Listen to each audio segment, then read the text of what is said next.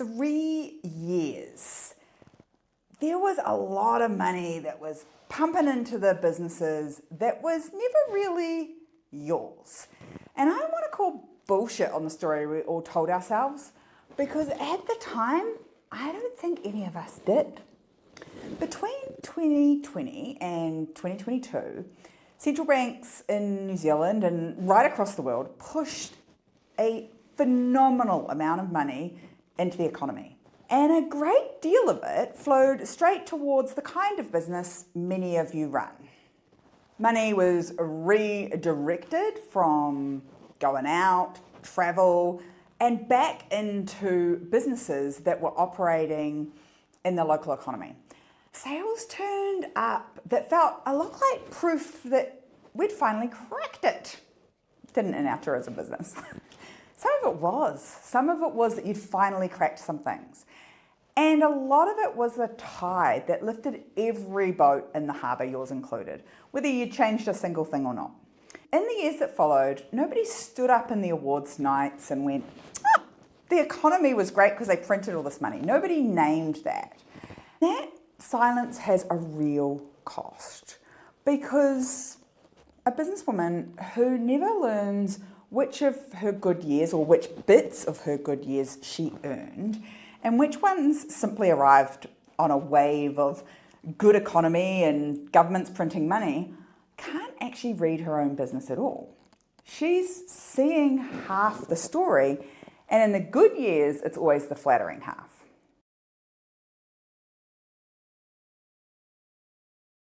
The question that people forget to ask after a good year, in the same voice they use after a bad one: which bits of this were me and which bits of this were the conditions? And it's really important that we do it regardless of the external conditions. I had a client last year looking at a really hard set of numbers. Sales were massively down. She didn't feel like there was much coming in. And she felt like she'd been running at this for a long time and that she should have it figured out by now, for God's sake. Then she told me with complete and total certainty that it's the economy. New Zealand, we've been talking about a cost of living crisis, rates going up, food's going up, everything's got more expensive. People are a lot more cautious with their money than back in 2020 and 2022, where interest rates were at their lowest and governments were throwing money around like it was a freaking Santa on the back of the float in the Christmas parade. Because 2 years ago it was all her and the business she was building. And this year it was all the economy. And somewhere in the gap between those two completely different stories was a business that she'd forgotten to see clearly. So here's the pattern. I see this a lot, particularly when things are tough. It's superhuman to do this and makes me feel a little bit old because I've been through a few economic cycles. We take the good outcomes personally, and we tend to hand the bad ones to forces outside ourselves. In that moment, it really protects how you feel. But over time, it's really building a business that is built on incorrect data. You're building an identity only on confidence you can borrow from the external marketplace. You never figure out what your business actually does, no matter the weather, because you can't tell which of the stuff that you built and you made happen and which of it was you simply riding the waves that someone else created. Worst of all, I think there's a sharper sting in the tail of this pattern.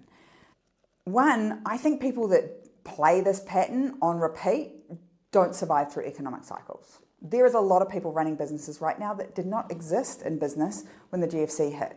That was the last time we had a real economic downturn that wasn't supported by the government printing money. The first time you have any of these experiences, of course they're scary, of course they're hard, and of course the noise gets really loud. But more than that, when you give away the bad year to outside forces and only keep the good years for yourself, the more you do that, the more you start to believe that your own decisions don't actually matter. You slowly stop thinking that what you do turns the wheel. You're still working, you're still in motion, but somehow you lost the belief that the wheel is connected to the road you decided to get on. If you're only going to have good years when the outside economy, the outside environment is good, and bad years always when the outside economy is bad, then you're going to slowly start thinking that the decisions you make inside your business, the actions you take inside your own business don't matter. You keep working, you keep driving on this road, but you've forgotten that you get to decide where you're going. If you are someone who tells this story and you've never been challenged on it, then this is a perfectly normal outcome to get to if no one's ever said, hey, hang on a second, the economy is always the economy. It's always there doing its thing. Now, do we want to be aware of it? Do we want to give it credit for things that it makes hard and credit for things that it makes easy? Absolutely. We all operate in constantly changing environments, whether that be the economy, whether that be compliance, whether that be trends. And we need to be aware of those things. We also need to know that no matter where we sit in that contraction to expansion part of the cycle, we need to know that our business model can move with that. It can talk to the market wherever we are in that cycle, and it can adapt to that.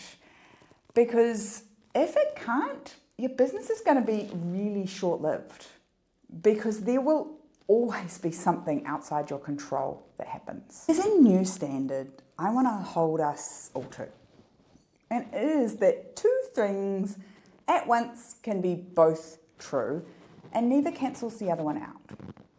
The first one, that the conditions are real and that they land harder on us because of where women's businesses tend to sit. Less access to capital and a home loan that still exists regardless of whether the market is good or not. Your load is heavier to begin with, and when the economy gets harder, that means the reality that you have is heavy. That is absolutely real, and it's not our failure at all. Two, inside those conditions though, the decisions were yours. What was your client mix? We learned that one during COVID. Whether you leaned the entire business onto one channel or one customer was too much of your business. Had you built up any reserves in the business, any cash, so that when things really stopped, you had it? Whether you built extra offers or extra lines of income, or if you just leaned all in on one. These are all decisions we get to make, and thousands of others inside our business. And every single one of those decisions had a decision maker. When something external hits, the two things are usually true in exactly the same moment. The shock was outside your control, and the exposure to it, the fact that you had everything riding on one thing, just international tourists maybe, was a choice that you made back in the comfortable years. Hi, we did. What happened wasn't your doing. Whether the wave went up or down wasn't your doing. The bus that came past wasn't your doing, but how much of your business was standing in its path and got hit by it, that part was yours. The real use of us thinking in decades, people mistake this for a planning exercise. It's not. It's an ownership process. It's forcing us constantly to run a big choice through two windows at once. The next decade and the next 12 months, 3 months, 6 months. In the good years, you've got to ask the pokey decision, the brave decision.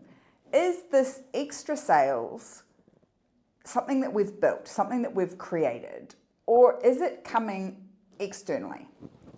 And would this hold if the economy wasn't doing this anymore? The woman who asked that at the top of the cycle is not the one who is blindsided by it when we get to the bottom of the cycle. The goal here when we do this is not about beating yourself up. It's about the complete opposite. It's about being able to say, by looking at any year, whether it was brilliant or brutal, and say, with absolute certainty, I know what I built, what the business built, and exactly what the conditions handed me. Because you cannot build something to outlast you if you do not understand the data, the story that existed behind it. If you ignore one complete set of the data in the good years and blame everything on it in the bad years, then how on earth are you ever going to know which bits you built that were good and which of it was just what the government and the interest rates were doing?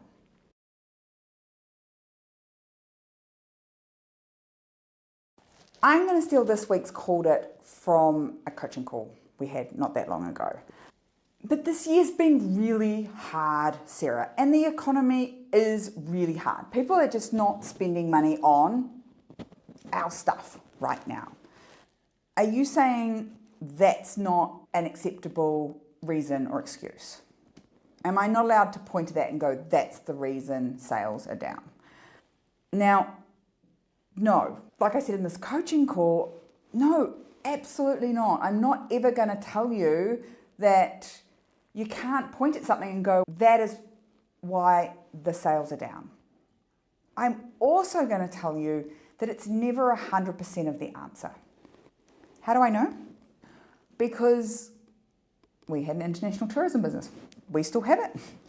When COVID hit and they closed the borders, I could point at that and say 100% of our sales are gone because they closed the borders. All right?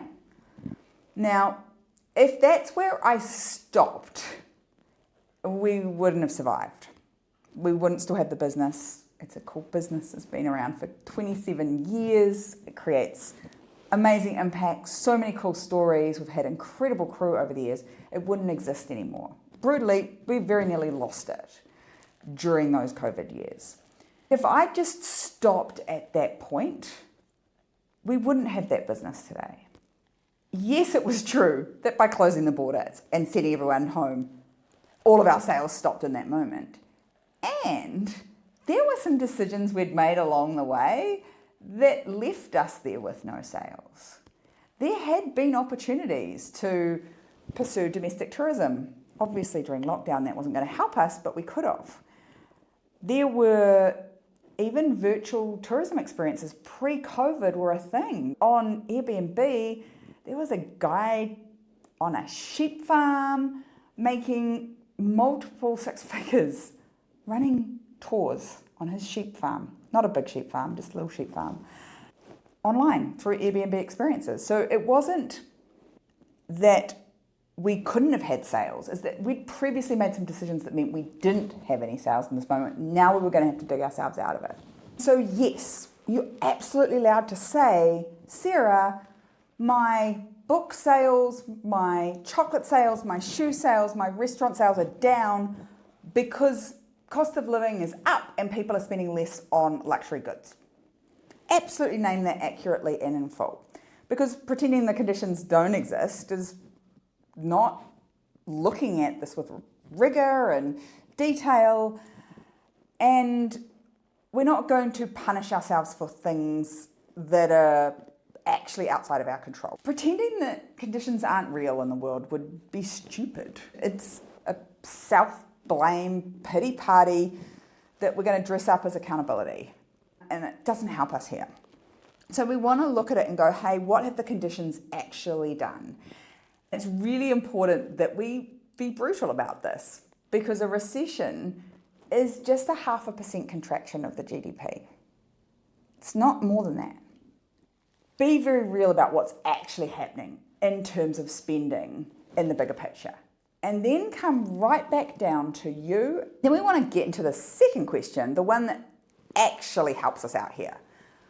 Which of the pressures that I'm now carrying would be less if I'd made different decisions back when things are easier? Because you've still got that opportunity to make decisions now.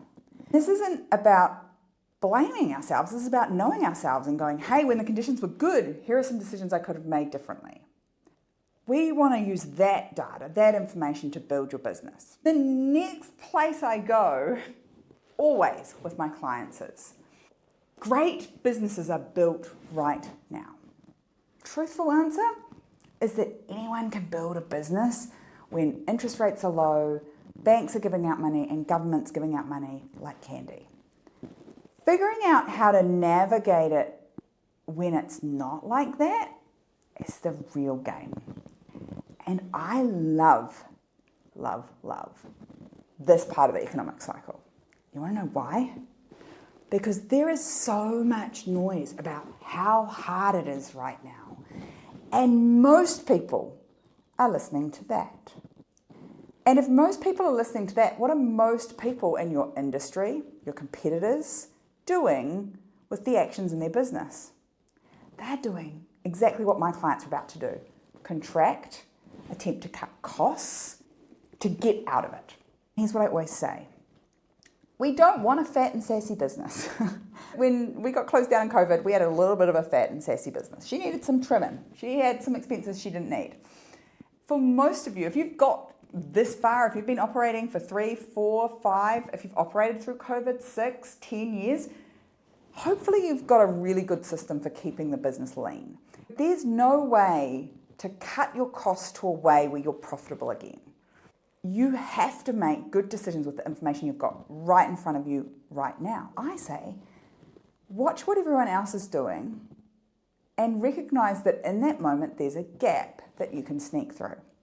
For example, we noticed during the GFC, a long time ago now, I realized that people weren't doing any marketing because things were really bad and there's no point wasting money on marketing right now. So we doubled down with our very teeny tiny small budgets and we did things a bit differently. When everybody else was contracting and doing less and cutting costs and then going people, we did the exact opposite. We didn't have more people, but we used our resources really smart and we made sure that we slipped through that gap.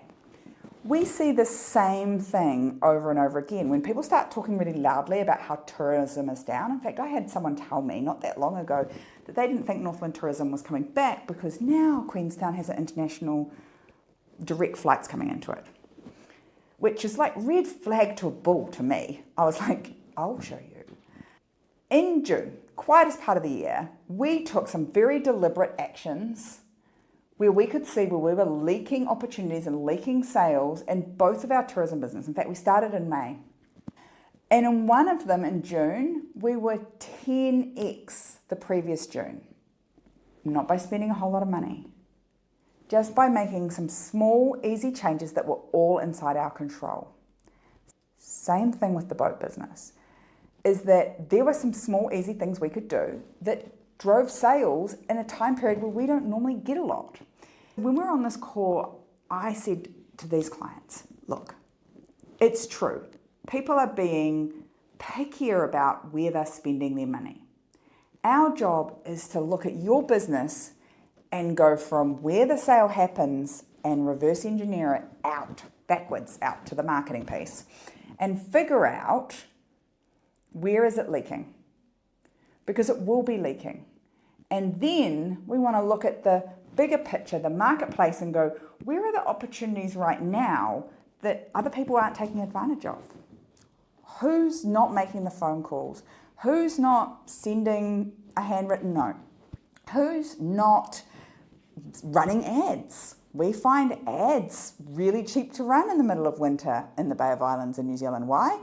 Because nobody's travelling there at that time of the year, and so lots of people stop spending money, so it's cheaper to spend some money, which means it's cheaper to acquire a customer. I'm always looking for, in these times, yeah, it's harder, people are tighter, the cost of living's up, but the bulk of the market is listening to that and acting like that. If that's the case, then there is gaps and opportunities that you and your business can sneak through that nobody else has seen. That's where we found spots that clients could find $1,000, $3,000, $8,000, $10,000 that they didn't even have to work too hard for. It was just sitting there waiting. For some of them, it was reoccurring. For some of it, it's a one-off. The truthful answer is, right now, I don't want you to ignore the economic conditions, but I want you to see them with a completely different light.